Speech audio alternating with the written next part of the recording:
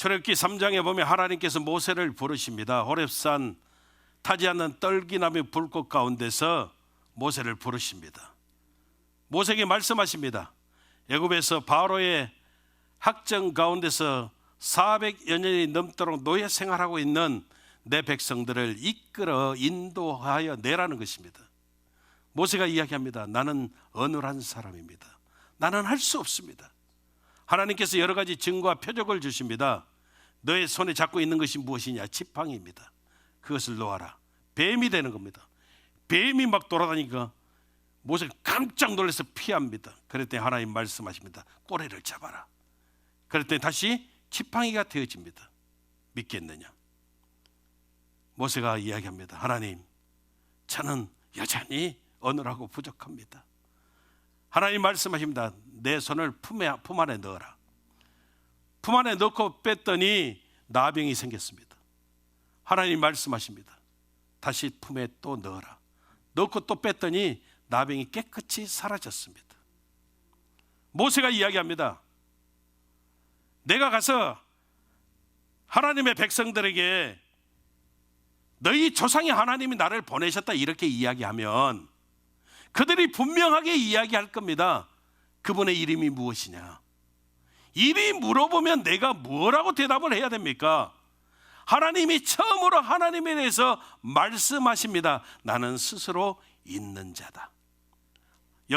영어성의 I am who I am 그렇게 말씀합니다. 여러분, 나는 스스로 있는 자다. 이 말이 무슨 말입니까? 하나님은 하나님이시라는 것이죠. 여러분, 우리 기독교는 관계의 종교입니다. 관계를 떠나서 살아갈 수가 없듯이 우리 기독교도 마찬가지입니다. 하나님과 우리의 관계가 제일 중요하고, 믿으시면 아멘. 여러분, 이 관계의 정립이 잘 되면은 모든 관계가 잘 되어지는 역사가 있으면 올해는 잘 알고 있죠. 하나님이 하나님이신데요, 이것과는 말도 안 되게 다른 것이지만 우리도 가끔 그렇게 이야기합니다. 나는 나라니까, 상관하지 말라니까.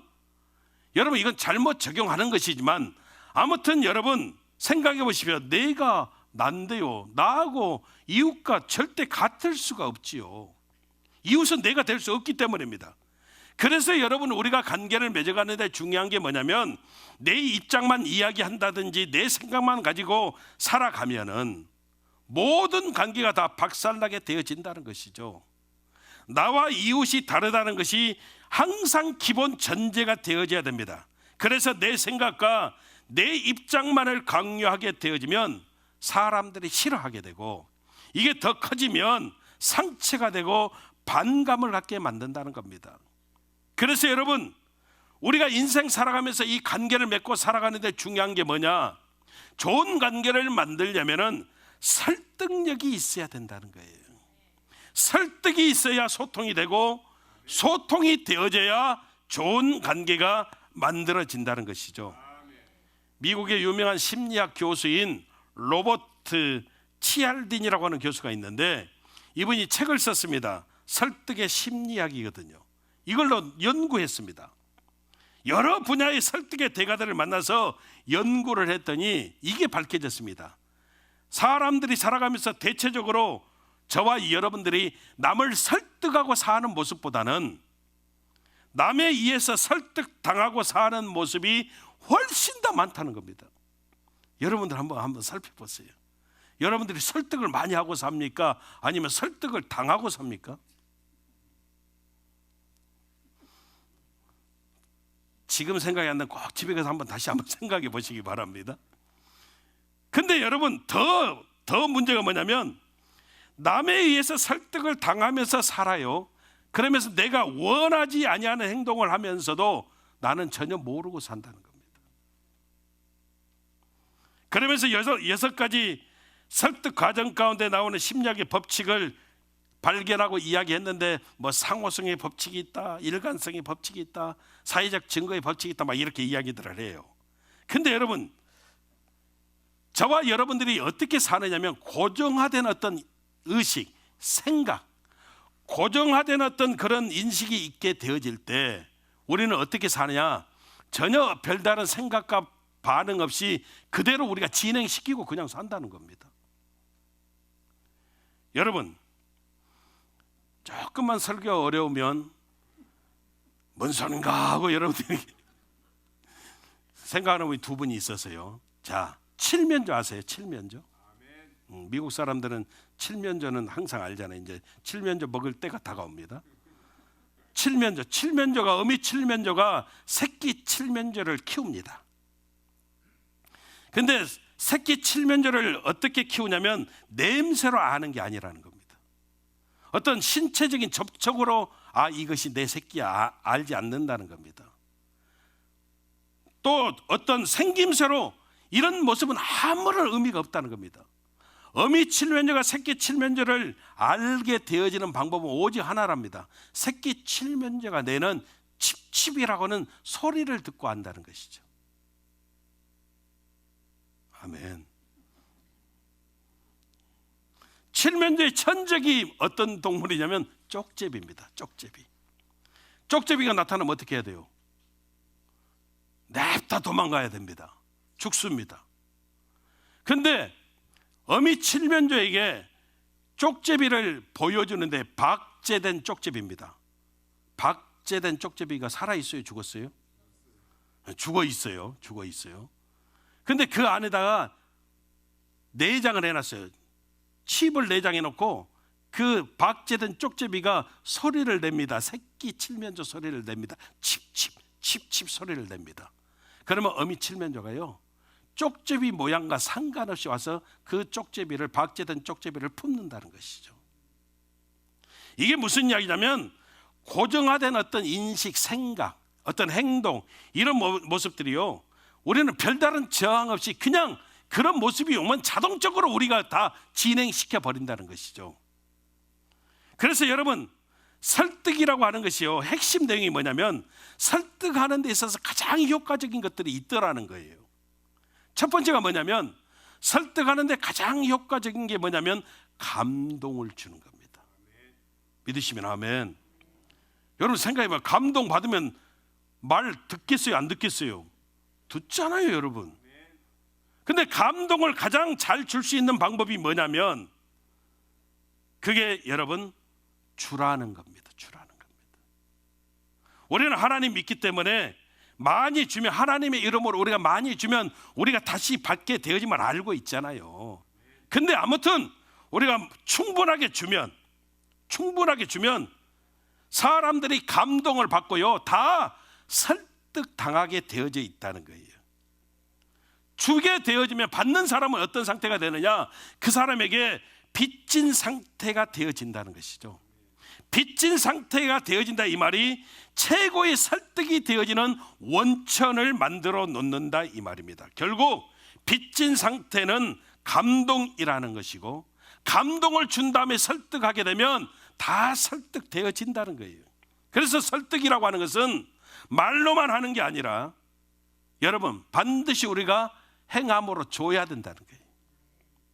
설득을 잘하는 사람들의 특징이 뭔가 하면 주변 사람들을 다 챙깁니다. 그리고 주변 사람들의 형편과 사정을 헤아리고 도와줍니다. 또 함께 해줍니다.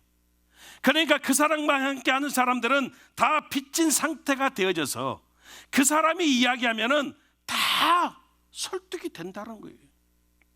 여러분, 저와 여러분들이 어리석은 사람 되면 안 됩니다. 어리석은 사람들은 맨날 강요하거든요. 해 협박하거든요. 자기 중심, 자기 생각대로만 나아가게 되어지니까 하기는 하지만 여러분 반감이 생기기 시작하고 상처가 생기고 관계가 여러분 멀어지고 박살이 난다는 것이죠. 오늘 본문에 등장하는 사도 바울, 이 사도 바울처럼 헌신적으로 사명 감당한 사람이 또 어디가 있겠습니까? 여러분, 사도 바울이 왜 이렇게 하나님 말씀이라면, 예수님의 뜻이라면 무조건 순종하고 깜빡 죽는 인생이 되어졌을까요? 그 이유가 14절에 나옵니다. 14절 우리 같이 한번 읽어보겠습니다. 시작. 헬라인이나 야만인이나 지혜 있는 자나 어리석은 자에게 다 내가 빚진 자라. 예수님께서 바울을 빚진 자로 만들어버리니까 그냥 하나님이 말씀만 하시면 감동을 받는 겁니다. 하나님 말씀만 하시면 설득을 당하고 순종하는 겁니다. 여러분, 우리는 사도 바울의 예전의 모습을 잘 알고 있잖아요. 그 예전의 모습을 디모데전서 1장 13절에서 말씀하는데, 내가 전에는 비방자였고 박해자였고 폭행자였으나 도리어 긍휼을 입은 것은 내가 믿지 아니할 때 알지 못하고 행하였음이니라, 이렇게 고백을 합니다. 여러분, 그런 바울을 예수님께서, 그는 분명하게 여러분 핍박자였거든요. 박해자였거든요. 예수 믿는 사람 잡아다가 증인 삼고 죽였거든요. 그런 바울이었지만 예수님께서 다메섹 도상에서 만나주시고 구원해 주시고 사도 바울의 죄를 씻어주시고 은혜를 주시고 3층전까지 올라가는 체험도 허락해 주시고, 아멘 안 할 거예요? 힘드네, 지치네.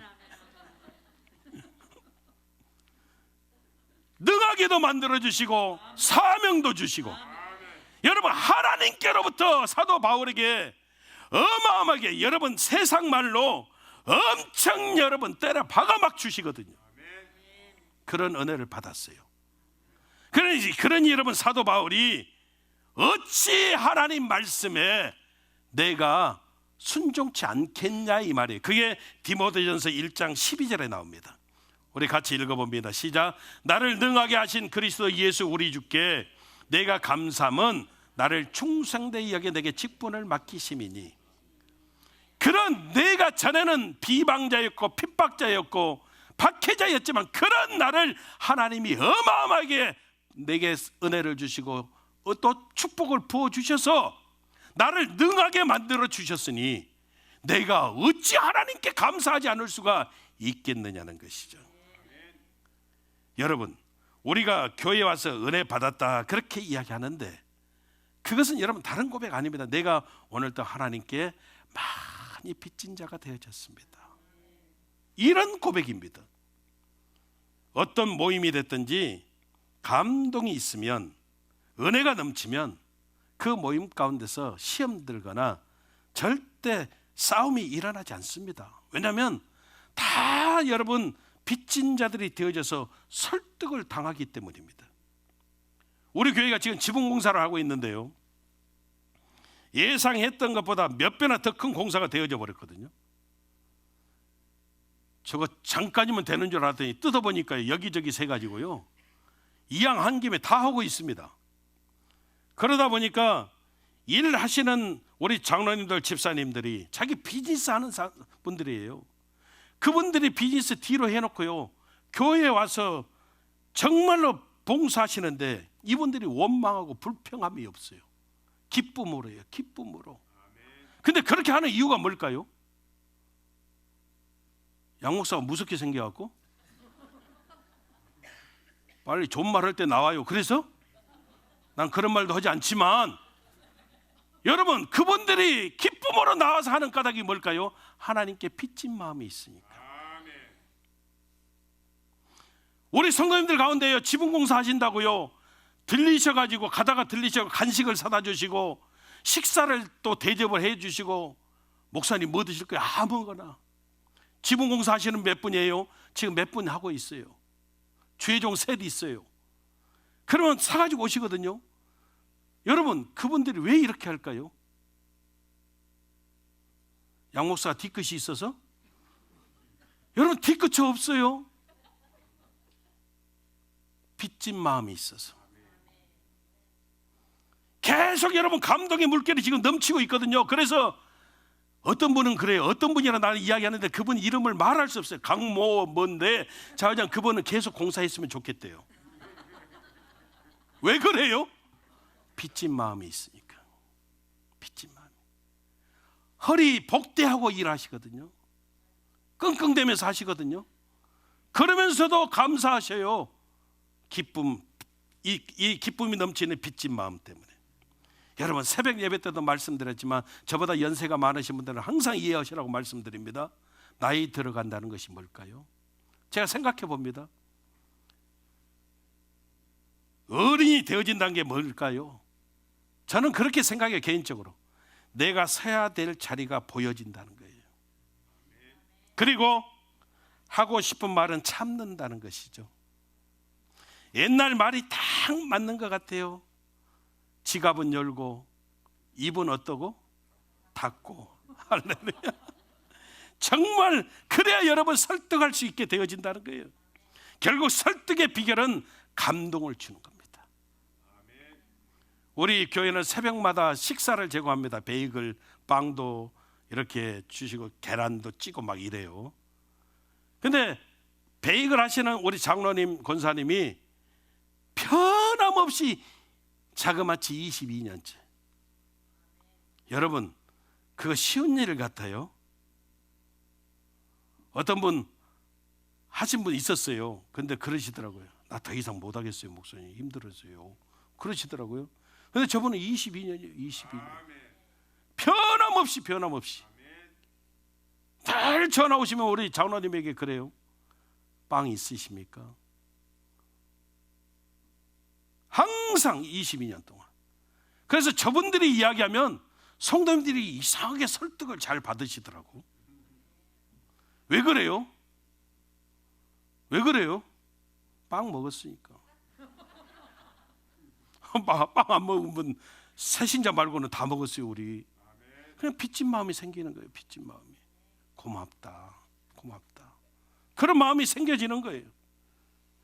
아리스토텔레스가 설득의 3요소를 이야기했습니다. 첫째, 로고스다. 로고스는 여러분 논리거든요. 그러니까 여러분 앞뒤가 맞아야 설득되잖아요. 그렇죠? 권사님, 그렇죠? 앞뒤가 안 맞으면 에이 참나 이렇게 가잖아요. 그래서 로고스. 두 번째가 뭐냐면 파토스입니다. 이게 감동이에요. 감동이 있으면 빚진 상태가 되어져 버리면 말 듣게 되어져 있어요. 세 번째가 뭐냐면 에토스입니다. 에토스는 인격이라고 말할 수 있어요. 누가 말하느냐에 따라서 달라져요. 사기 잘 치는 사람이 말하면 들어요? 거짓말쟁이가 말하면 들어요? 근데 우리 예수님이 말씀하시면 우리는 아멘 하는 거예요. 아멘 하는 거예요. 결국 제일 중요한 핵심, 설득의 비결은 감동인데 그 감동이 반드시 희생과 섬김이 따라야 된다는 거예요. 이것이 은혜라는 것이죠. 하나님, 내가 많이 받았습니다. 내가 빚진 자가 되어졌습니다. 그럴 때 우리가 충성할 수 있다는 거예요. 나를 또 많은 사람들을 빚진 상태로 만드는 것을 우리는 뭐라고 이야기하느냐? 여러분 신학적인 용어로 복음의 능력이다, 그렇게 이야기해요. 나를 빚진 상태로 만들어 버리는 거예요. 이게 복음의 능력이에요. 그래서 내가 하나님 일하지 않고는 견딜 수 없게 만들어 버리는 겁니다. 여러분, 빚진 마음, 늘 감동이 넘쳐나는 아름다운 복된 승리의 삶들 사시기를 주님 이름으로 축원합니다. 두 번째, 여러분 설득하는 데 가장 효과적인 게 뭐냐면 능력이 있어야 됩니다. 따라하셔서 능력은 실력입니다. 아멘. 실력이 있어야 됩니다. 제가 콩팥 때문에 여러분들이 저를 위해서 많이 기도해 주시잖아요. 뇌단백이 계속 나오니까 그래서 계속 관리를 하고 있습니다. 그런데 미국에서 계속 관리를 하다가 제가 의사를 바꿨어요. 한국에 있는 분으로 바꿨습니다. 그래서 제가 1년에 한국에 한두 번씩은 나가니까 가서 꼭 진찰을 하거든요. 미국에 계신 의사 선생님이요, 얼마나 친절한지 몰라요. 저만 가면 거의 표현이, 사실 제가 그렇게 표현하면 안 되지만은 목사님 오셨어요 이렇게 할 정도로 저한테 잘해줘요. 아주 친절합니다. 그런데 제가 의사를 바꿨어요. 그 이유가 뭐냐면 신뢰가 안 가는 거예요. 갈수록. 왜냐하면 신장에 대한 제가 가지고 있는 어떤 이런 기도 제목에 대한 정보를 저도 어느 정도는 알고 있고 다른 의사 선생님들이 하는 이야기도 들었고 그러는데 이분이 가끔씩 틀린 이야기를 하시는 거예요. 물론 의사 선생님 말을 들어야 되지만 가끔씩 틀린 이야기를 하면 제가 또 다른 분에게 물어보면 그렇게는 하시면 안 돼요 이렇게 이야기해요. 그럼 신뢰가 떨어지는 거예요, 여러분. 그래서 한국 가가지고 소개를 받았습니다. 거기에 그 병에 대한 권위자를 소개를 받았어요. 이분 좌우지간 예약을 하려면 6개월 정도 걸려요. 6개월 정도. 그러니까 제가 갈 때는 미리 예약하고 가거든요. 예약하고 가면은요 얼마나 불친절한지 몰라요. 내가 여기 이렇게 다녀야 되나 할 정도로 불친절해요. 불친절해요. 그리고 더 고운 것은 막 혼을 내요. 혼을 내요. 실질적으로 가면 그래 사람이 좀 쳐다보고 눈도 맞추고 이야기해야 돼요. 쳐다보진 않아요. 쳐다보지 않고 자기 차트만 봐요. 이렇게. 그러면서 그래요. 성질을 내 나한테. 왜 살 빼라고 그러니까 살 안 빼는 거예요. 나 이번에 가면 또 혼나야 돼요. 살 빼라니까요. 이렇게 이야기해요. 그리고 제가 궁금한 게 있어서 물어봤어요. 혈압이 잘 조절되고 있어서 혈압약 계속 먹어야 돼요? 그랬더니 이분이 그러는 거예요. 나를 한번 봐봐요. 제가 봤죠. 선생님을 한번 쳐다봐요. 그러더라고요. 나를 쳐다보래요. 쳐다봤어요. 누가 혈압약 먹게 생겼네요. 그분은 날씬하고 나는 몸이 거시기 하니까 내가 먹게 생겼죠. 그랬더니 딴소리는 안 하고 그렇게 이야기를 하는 거예요. 안 먹게 생긴 나도 20년째 먹고 있어요. 먹어요. 그러더라고요. 기분 겁나게 거시기해요. 근데 나는 어김없이 또 찾아가요. 그 이유가 뭘까요? 실력이 있으셔요. 실력이. 그분이 김대중 대통령 주치의셨거든요. 실력이 있으셔요. 그러니까 나름 기분 조금 거시기해도 나는 그분이 이야기하면요 그대로 해요. 그대로 살 빼는 거 말고는 그대로 다 해요. 오늘 설교 왜 이러냐. 근데 제가 그래도 찾아가는 것은 그분이 실력이 있으니까. 여러분, 복음이 바로 능력이 있어요. 오늘 16절에 보니까 이렇게 이야기합니다. 16절 한번 같이 읽어봐요. 시작. 내가 복음을 부끄러워하지 아니하노니 이 복음은 모든 믿는 자에게 구원을 주시는 하나님의 능력이 됨이라. 아멘. 복음을 부끄러워하지 않아요. 그 이유가 뭐냐? 모든 믿는 자에게 구원을 주시는 하나님의 능력이 된다는 거예요. 여러분, 능력은 그래서 예수님 안에, 하나님 안에, 복음 안에 있다는 것이죠. 복음 안에. 갑작스레 제 옛날 기억이 떠올라서 이야기하는데, 제가 그때는 국민학교라고 그랬습니다. 제 자랄 때는 자유교양 경시대회라고 해요. 고전 읽기 그런 대회가 있었습니다. 대회가. 제가 전라남 도 대표가 됐어요. 놀라지도 않으시네. 참. 여러분, 각 학교에서 다 모여가지고 저 강주 대표 뽑고 막 이렇게 뭐 각 도시 대표가 다 모아가지고 여수 대표 있고 뭐 목포 대표 있고 다 모아가지고 전라남 도 대표 5명 뽑는다니까요. 거기 내가 들어갔다. 전라남 도 대표로 여러분 서울 장충체육관에 촌놈이 서울 장충체육관에 가가지고 거기서 고전 읽기 시험을 치렀어요. 제가 1, 2, 3등 안에는 안 들었지만 장려상을 받았습니다. 그때 문교부 장관이 유기춘 씨였어요. 제가 장려상 표창을 받았어요.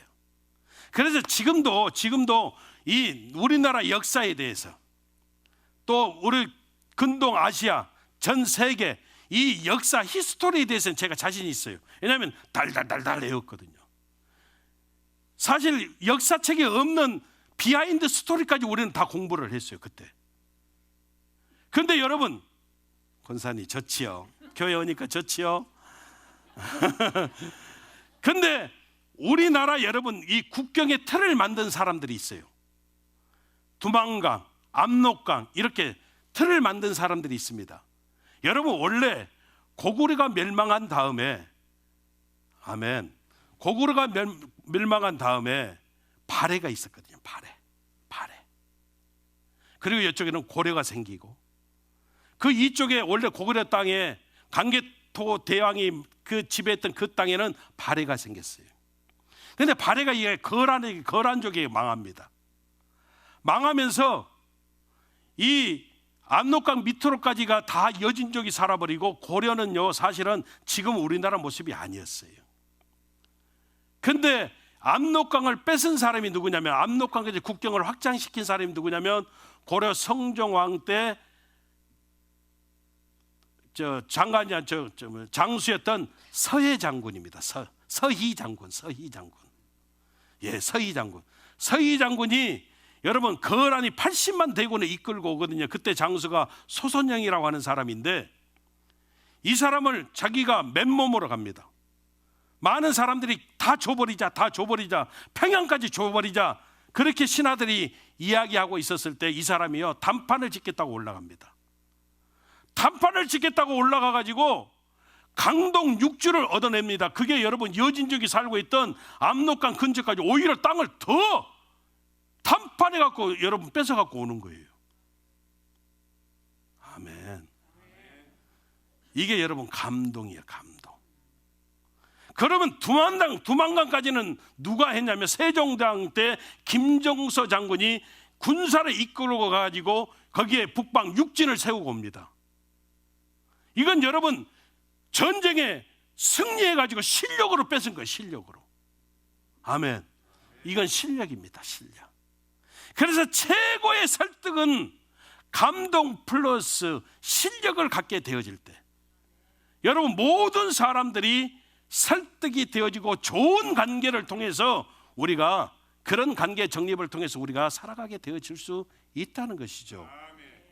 여러분, 우리가 잊지 말아야 될 것, 우리가 실력을 가지고 남을 해코지하고 넘어뜨리려는 모습이 아니라 실력을 가지고 할 수 있는 것들이 있다는 것이죠. 여러분, 복음에는 예수 이름의 능력이 있습니다. 예배의 능력이 있습니다. 기도의 능력이 있습니다. 선교의 능력이 있습니다. 아멘. 그래서 여러분, 예수 믿는 우리에게는 구원의 복음, 살리는 복음이 있어서 기도의 능력을 의지하고 나가면 모든 만나는 사람들을 빚진 자로, 빚진 상태로 만들어 버릴 수 있는, 그래서 은혜와 감동의 물결이 넘치는 아름다운 모습들을 우리가 만들어 갈 수 있다는 것이죠. 우리가 인생 살아보지만 때로는 여러분 꼬여지고 비틀어질 때가 종종 생깁니다. 그 이유는 여러 가지가 있겠지만 하나님 중심으로, 다시 말하면 하나님께 집중하지 않고 살기 때문입니다. 마귀 역사죠. 마귀 함정이 뭐냐면 저와 여러분들의 지난날 아픔 상처에 집중하게 만드는 거예요. 지금 내가 당하고 있는 역경에, 고난에, 여기에만 집중하게 만드는 겁니다. 이게 마귀 함정이에요. 그래서 결국 저와 여러분들 하여금 포기하게 만들어버리죠. 마귀의 최고 무기가 뭐라겠습니까? 디프레션입니까? 낙심이라고 했잖아요. 낙심입니다. 그런데 이것을 이기는 비결이 무엇이냐? 실력이 있어야 된다는 거예요. 실력이 있어야 돼요. 여러분, 정말로 우리가 다시 한번 생각해 보는 게, 하나님께 집중하는 거 누구나 하는 거 아니에요. 실력이 있는 크리스찬들이 하는 거예요. 하나님께 무릎 꿇고 기도하는 거 누구나 하는 거 아니에요. 예수 믿는 저와 여러분들이 할 수 있어요. 이게 실력입니다.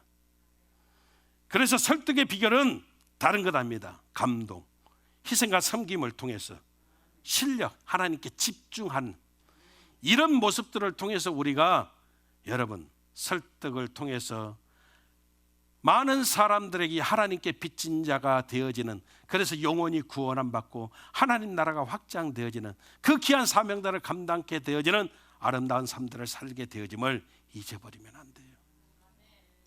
그래서 우리는 고백할 수 있어야 됩니다. 하나님, 내가 하나님께 빚진 자로 살아갈 수 있도록 하나님 도와주셔서 감사합니다. 늘 우리는 빚진 상태로 있어야 늘 하나님께 감사할 수 있어요. 하나님의 살아계심을 사모할 수 있어요.